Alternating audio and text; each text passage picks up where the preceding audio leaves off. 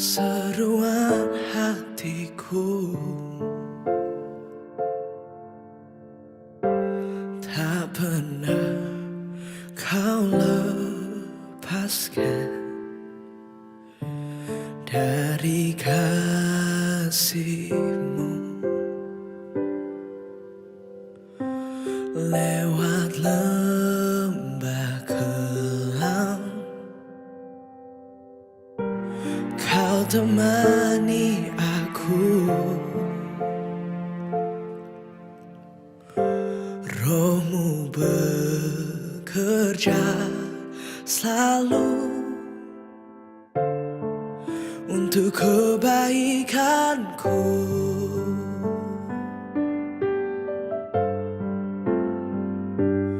Mengalir kuasa dari tempat maha tinggi, Bapa kekal mulia, kau hadir di sini, memulihkan hati, menyembuhkan yang terluka.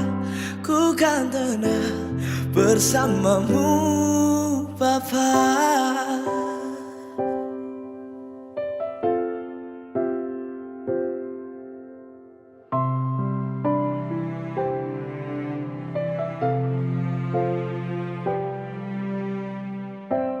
Lewat lembah kelam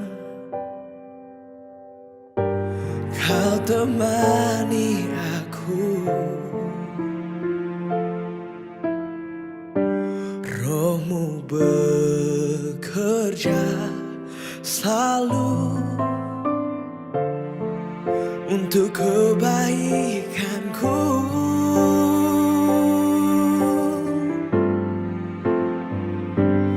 Mengalir kuasa dari tempat maha tinggi, Bapa kekal mulia, kau hadir di sini, memulihkan hati, menyembuhkan yang terluka.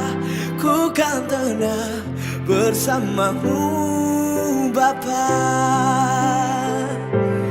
Mengalir kuasa dari tempat maha tinggi, Bapa kekal mulia, kau hadir di sini, memulihkan hati, menyembuhkan yang terluka. Ku kan tenang bersamamu, Bapa.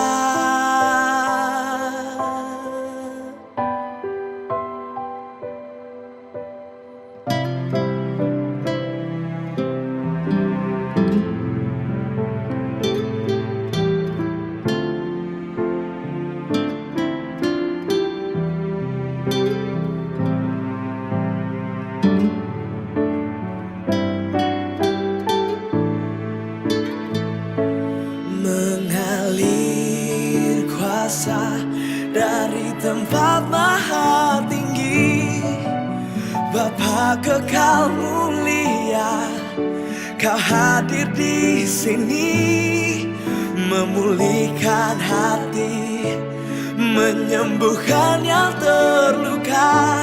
Ku kan tenang bersamamu, Bapa. Ku kan tenang bersamamu, Bapa. Ku kan tenang bersamamu, Bapa.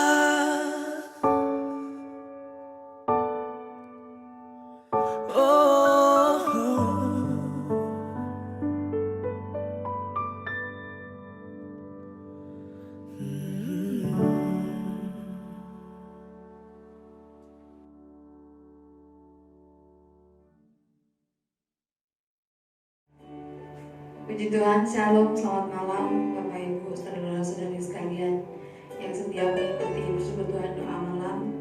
Kita bersyukur untuk malam hari ini karena penyertaan Tuhan, kebaikan Tuhan yang kita selalu rasakan. Mari sama-sama kita akan menaikkan syukur kita kepada Tuhan, menyatakan kerinduan kita kepada Tuhan, untuk kita bersekutu menikmati hadirat Tuhan malam hari ini.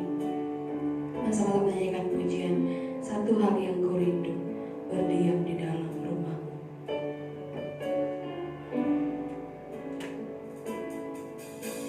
Satu hal yang ku rindu,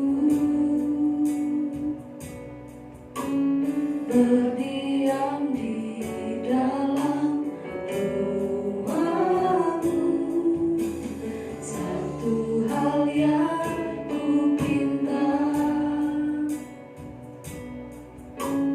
menikmati bait-Mu Tuhan.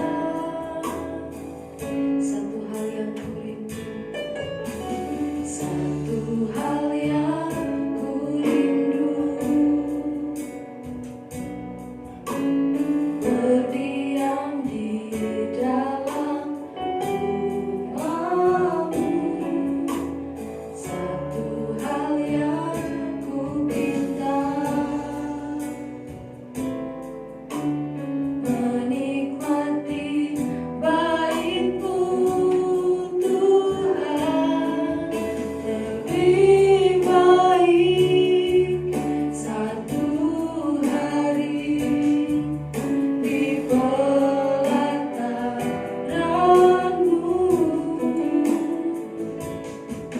daripada 1000 hari di tempat lain.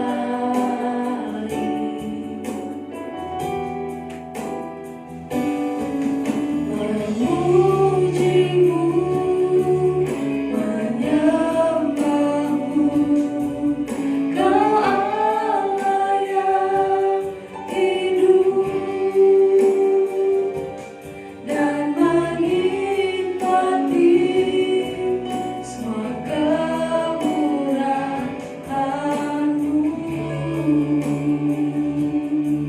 Satu hal yang ku rindu, satu hal yang ku rindu, berdiam di dalam rumah-Mu. Satu hal yang ku pinta, menikmati bait-Mu Tuhan. Lebih baik satu hari di pelataran-Mu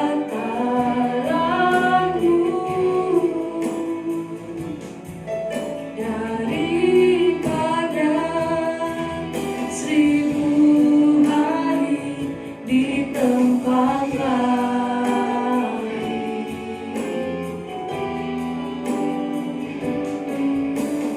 Memuji-Mu, menyembah-Mu, Kau Allah yang hidup, dan menikmati semua kemurahan-Mu. Lebih baik satu hari, lebih baik satu hari di pelataran-Mu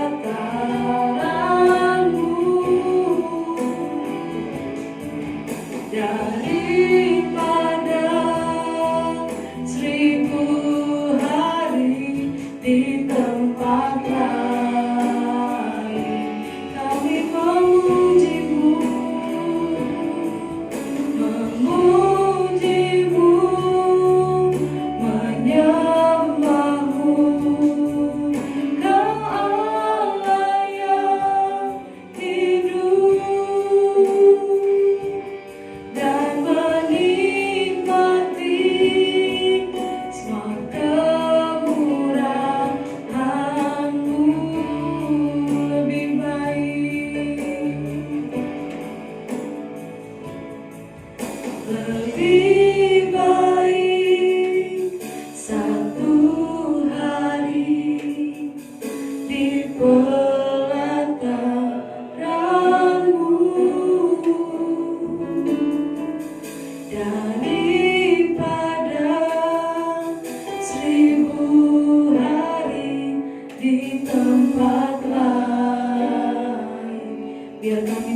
memuji Engkau, memujimu, menyembahmu. Kau Allah yang hidup dan menikmati semua kemurahan-Mu, dan menikmati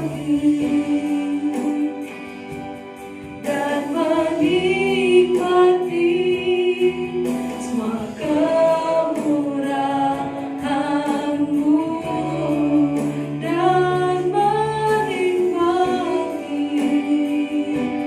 dan menikmati semua kemurahan-Mu.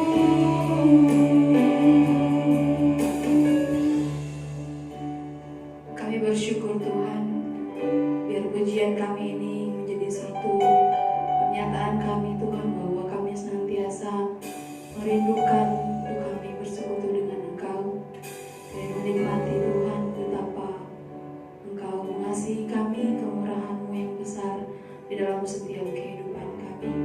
Sekalipun hari-hari ini Tuhan kami sedang menghadapi situasi yang kami sulit untuk berjumpa secara langsung, tapi kami percaya kami bersatu hati untuk menyembah Engkau Tuhan. Kami bersatu hati untuk meninggikan nama-Mu. Kami boleh membangun persekutuan yang tetap intim dengan Engkau. Terima kasih Tuhan, terima kasih. Sebentar firman akan kembali kami dengarkan, akan kembali kami renungkan. Kami percaya firman menjadi berkat bagi kami, menjadi kekuatan bagi kami, untuk kami senantiasa hidup dalam kebenaran Tuhan. Berkati hamba-Mu yang telah mempersiapkan menjadi berkat bagi kami melalui pemberitaan firman Tuhan. Di dalam nama Tuhan Yesus Kristus kami berdoa dan bersyukur. Sambut kebenaran firman-Mu. Haleluya. Amin.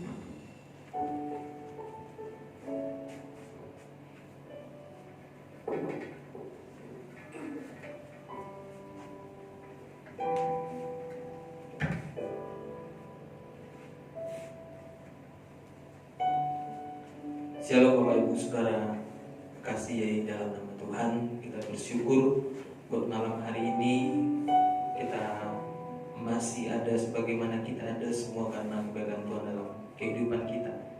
Kita akan sama-sama belajar dari kebenaran firman Tuhan yang saya ambil di dalam Matius pasalnya yang ke-11 ayatnya yang kedua sampai ayat yang ke-6. Matius 11 ayat 2 sampai ayat yang ke-6. Demikian bunyi firman Tuhan. Yesus dan Yohanes Pembaptis. Di dalam penjara, Yohanes mendengar tentang pekerjaan Kristus, lalu menyuruh murid-muridnya bertanya kepada Yesus maksudnya, "Engkaukah yang akan datang itu, atau haruskah kami menantikan orang lain?" Yesus menjawab mereka, "Pergilah dan katakanlah kepada Yohanes apa yang kamu dengar dan kamu lihat. Orang buta melihat, orang lumpuh berjalan, orang kusta menjadi tahir, orang tuli mendengar, orang mati dibangkitkan, dan kepada orang miskin diberitakan kabar baik. Dan berbahagialah orang yang tidak menjadi kecewa dan menolak aku." Amin firman Tuhan. Di malam hari ini saya berikan tema adalah jangan kecewa terhadap Tuhan. Kita akan mempelajari siapakah Yohanes Pembaptis ini. Di sini Yohanes Pembaptis bukanlah Yohanes yang menuliskan kitab Yohanes. Dia bukanlah murid Tuhan Yesus. Dia adalah Yohanes Pembaptis. Jadi orang yang membaptiskan Tuhan Yesus. Yohanes Pembaptis ini anak dari Imam Zakaria dan Elizabeth. Dia seorang yang dinubuatkan Nabi Yesaya bahwa ada suara yang berseru-seru pada gurun. Dia adalah seorang yang spesial kelahirannya karena dia merupakan anak mujizat, di mana Zakaria dan Elizabeth melahirkan di masa tuanya. Dia adalah imam pertama di dalam perjanjian baru yang pelayanannya bukan di Bait Allah, melainkan dia di padang gurun. Iman yang berbeda dari imam yang di PL. Dia adalah orang yang membaptis Yesus, yang membaptis ini, dan dia adalah seorang nabi. Dan banyak kespesialan Yohanes Pembaptis ini dibanding anak-anak yang lainnya. Nah, Bagaimana ceritanya kenapa kok Yohanes Pembaptis bisa masuk penjara? Ketika itu Yohanes Pembaptis ini dia menegur Herodes. Herodes yang berkuasa saat itu adalah Herodes Antipas.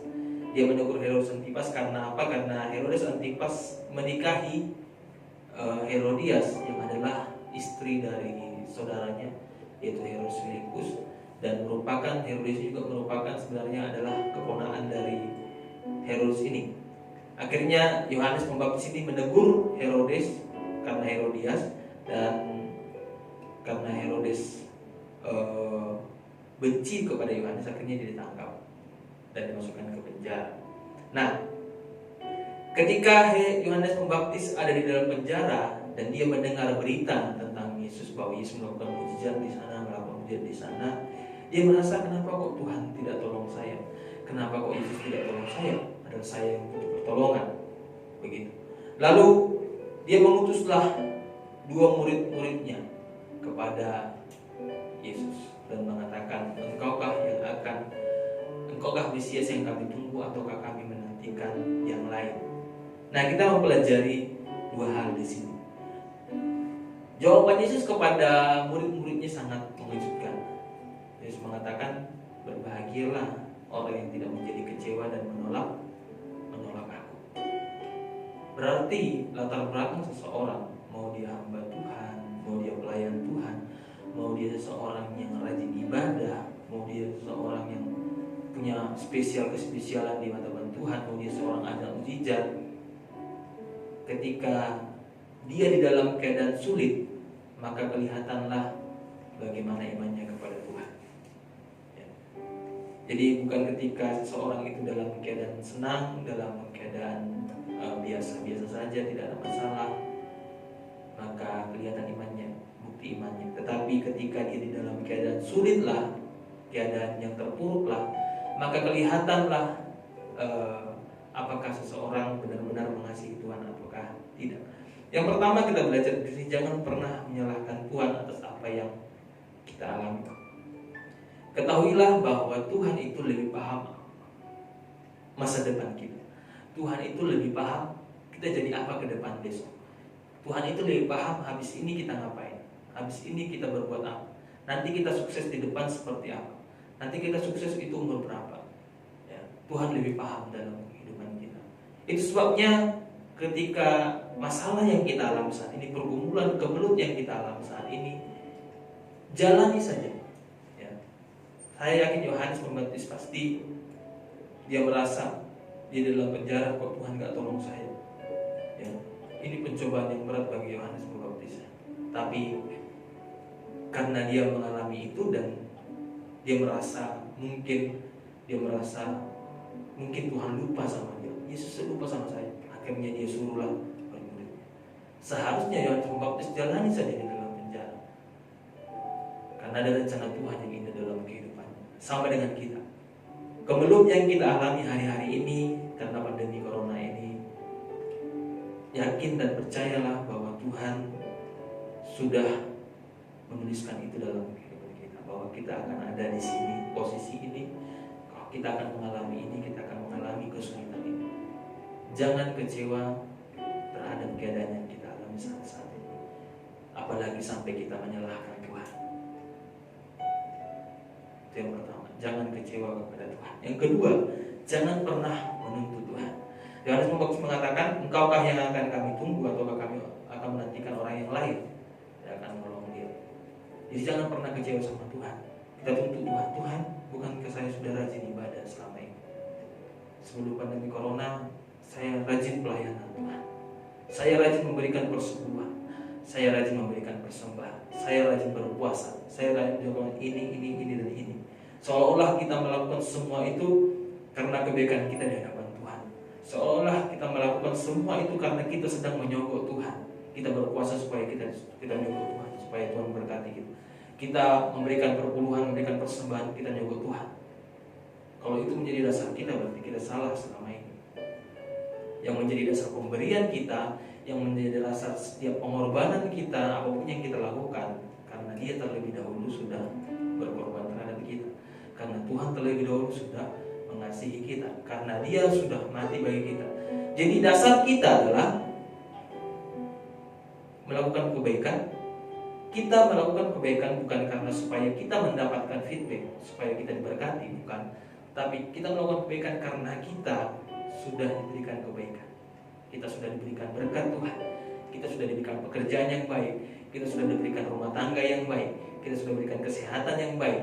Diberikan semuanya. Maka itu kita bagikan.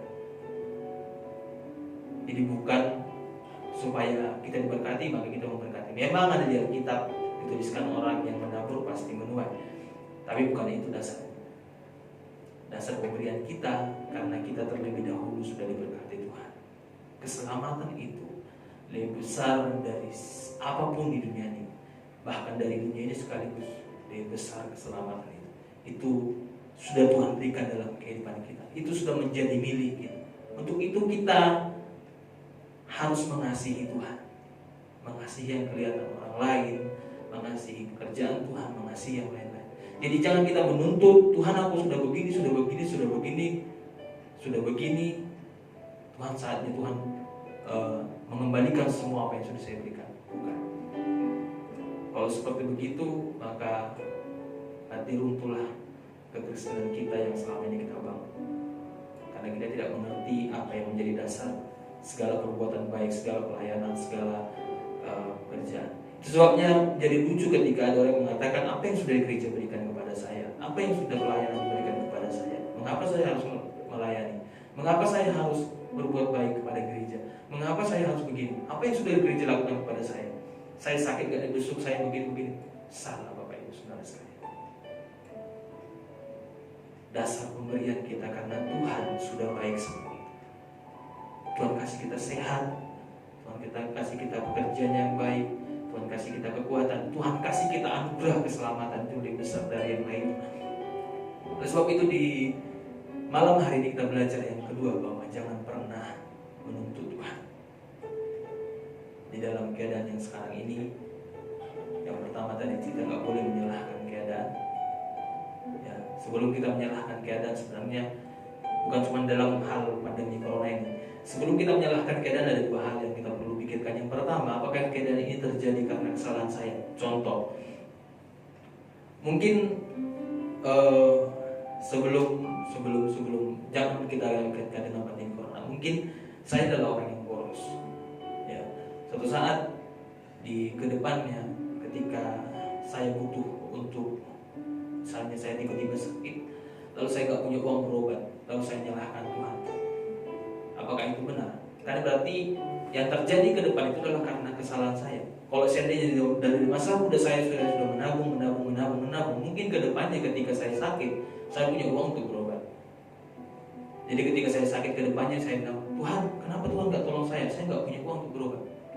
Yang salah saya, kenapa saya nggak menabung? Jadi ketika sebelum menyalahkan Tuhan, kita lihat dulu siapa yang salah di dalam kehidupan kita.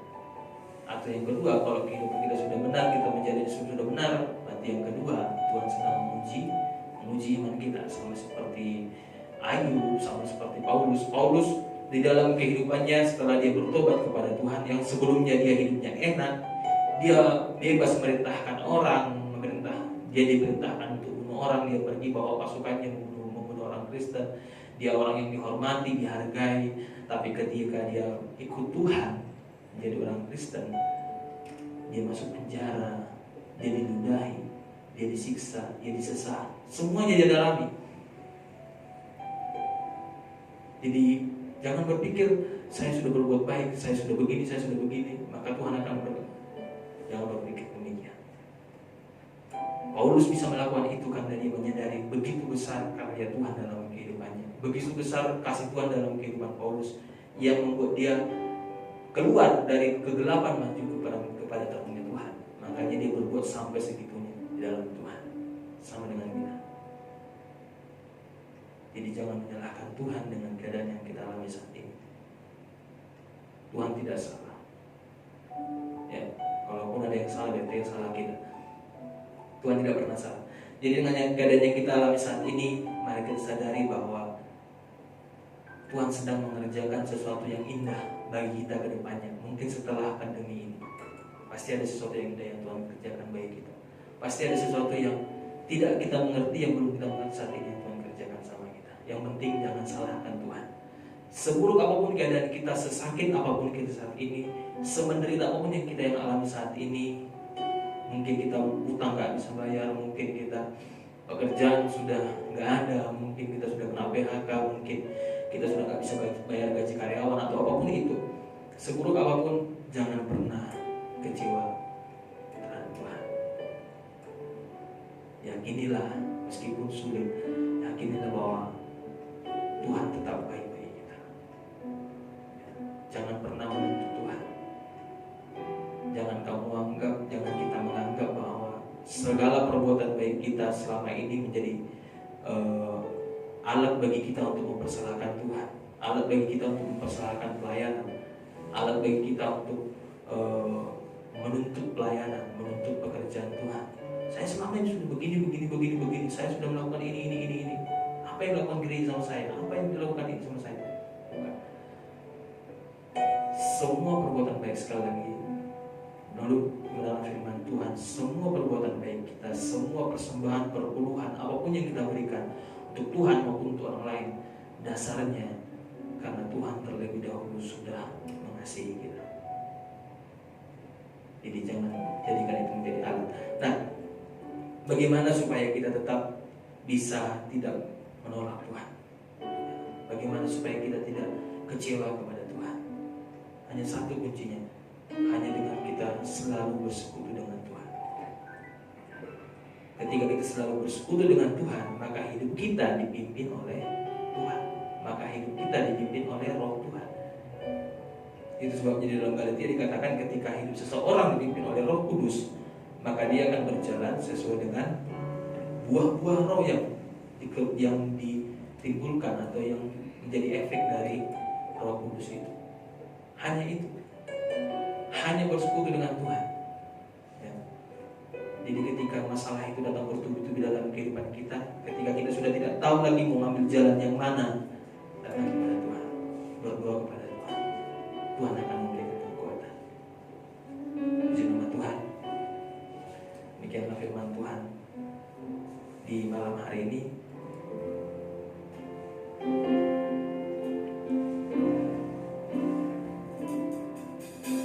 Pertolonganmu begitu ajaib, Kau telah mengikat hatiku di saat aku tak sanggup lagi. Di situ tanganmu bekerja, pertolonganmu. Saya kembalikan kepada Ibu.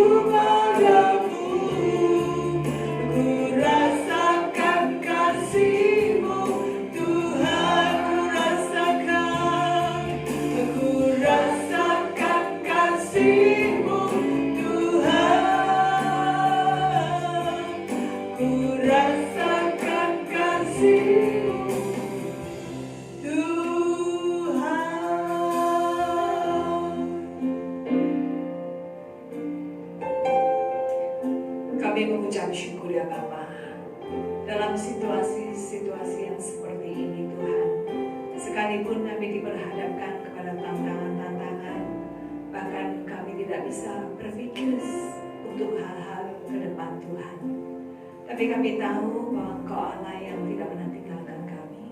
Justru dalam situasi-situasi seperti ini Tuhan, Kau boleh melihat setiap hati kami. Akankah kami sama mengucapkan ketika kami dalam keadaan yang tidak ada masalah, kami mengasihi Engkau? Akankah situasi seperti ini kami masih tetap sama? Tuhan, biar melalui persekutuan kami dengan Engkau setiap hari Tuhan, bahkan kami selalu mengisi hidup kami dengan firman Tuhan yang mengarahkan, membawa langkah kami Tuhan berjalan seluruh dengan Engkau. Di situ Tuhan, kami boleh melihat bagaimana Engkau Allah yang setia itu tidak pernah tinggalkan kami. Segala kebutuhan yang kami perlukan dalam situasi ini Tuhan, kami boleh melihat Tuhan Kau selalu mencukupkan. Bahkan untuk kebutuhan pekerjaan Tuhan di tempat ini Tuhan, kami percaya Kau Allah pemilik pekerjaan Tuhan di tempat ini. Kau tahu keadaan situasi yang seperti ini Tuhan. Kau Allah yang mencukupkan. Terima kasih. Kami tetap berdoa bagi keadaan ini. Kami percaya Tuhan semuanya akan terlalui dengan baik. Dan nanti pada waktunya kami boleh berkumpul bersama-sama. Tuhan memberikan kekuatan kepada jemaat Tuhan, mereka yang terkena masalah Tuhan. Karena corona ini Tuhan tetap kuatkan mereka, tetap teguhkan mereka, tetap mencari Tuhan sebagai satu-satunya sumber pertolongan dan pengharapan kami dalam hidup ini. Biar iman ini tetap diuji dengan kuat Tuhan, sehingga Kau mendapati kami tetap setia. Haleluya. Terima kasih Bapa, jemaat Tuhan yang sakit saat ini, kami berdoa Tuhan jamah, Tuhan pulihkan kembali, sehingga semuanya sakit penyakitnya boleh diatasi dengan baik. Mereka yang punya masalah pergumulan dalam keluarga, Tuhan tolong sumber damai sejahtera Tuhan tidak pernah tinggalkan mereka. Terpujilah Engkau Bapa di surga. Dan malam yang gelap ini Tuhan, kalau sebentar kami juga akan mengakhiri malam ini, Tuhan melindungi, memakai, menjauhkan kami dari segala hal yang tidak diinginkan, dan Tuhan melindungi kami sepanjang malam sehingga semuanya boleh menjadi baik, dan besok pagi kami boleh bangun dengan tubuh yang sehat, tidak kurang sumpah apapun. Terima kasih Bapa di surga, terima kasih. Dan di dalam nama Tuhan Yesus Kristus kami sudah berdoa dan mengucap syukur. Haleluya. Amin.